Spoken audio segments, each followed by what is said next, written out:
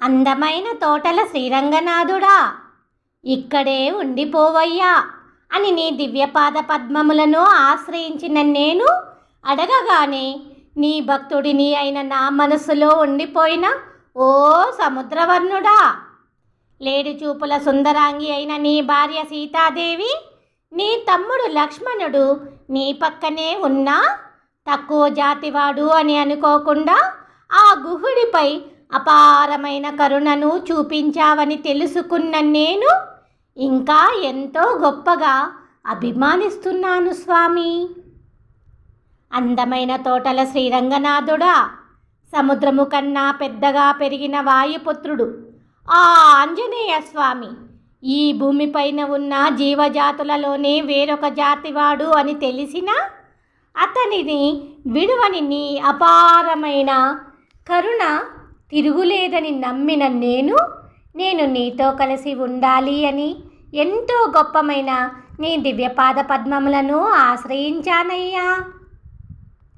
అందమైన తోటల శ్రీరంగనాథుడా, ఏనుగు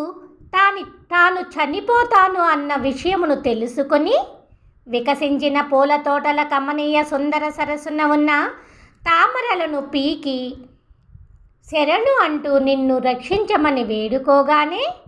ఈ భూమిపైన ఉన్న నీటిలో పట్టుపట్టిన క్రూరమైన మొసలిపై నువ్వు కోపమును తెచ్చిపెట్టుకున్నావు అన్న విషయమును తెలుసుకుని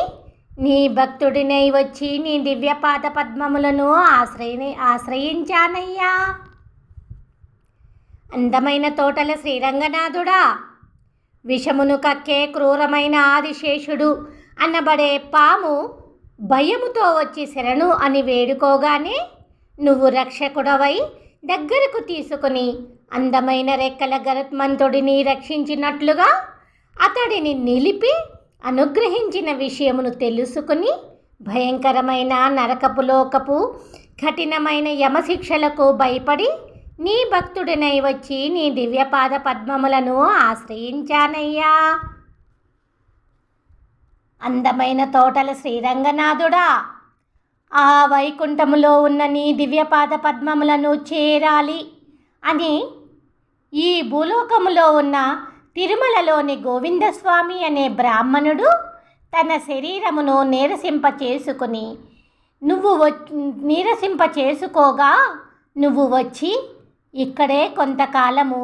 నెమలిపించపు జుట్టు కలిగిన స్త్రీలతో సుఖపడి ఆ తర్వాత నా వద్దకు రా అని పలికిన నీ దివ్యమైన పలుకులను తెలుసుకొని అందరూ ఇష్టపడే నీ దివ్యపాద పద్మములను ఆశ్రయించానయ్యా. అందమైన తోటల శ్రీరంగనాథుడా, వేదాంతవేత్త మృకండు దయాదాక్షిణ్యము లేని క్రూర మృత్యువు గురించి భయపడి నిన్ను శరణు వేడుకోగా ఆ మృత్యువు నుంచి రక్షించావు అని తెలుసుకొని నీ దివ్యపాద పద్మములను ఆశ్రయించానయ్యా. అందమైన తోటల శ్రీరంగనాథుడా, ప్రియమైన నా పుత్రుడు ఎక్కడ ఉన్నాడో తెలుసుకొని నా బిడ్డను తెచ్చి నాకు ఇవ్వు అని గురుదక్షిణ అడిగిన వేదాధ్యయన గురువు శాంత స్వభావపు సాందీపుడు బాధను తీర్చి వారి బిడ్డను వారికి ఇచ్చావు అని తెలుసుకొని నీ దివ్యపాద పద్మములను ఆశ్రయించానయ్యా.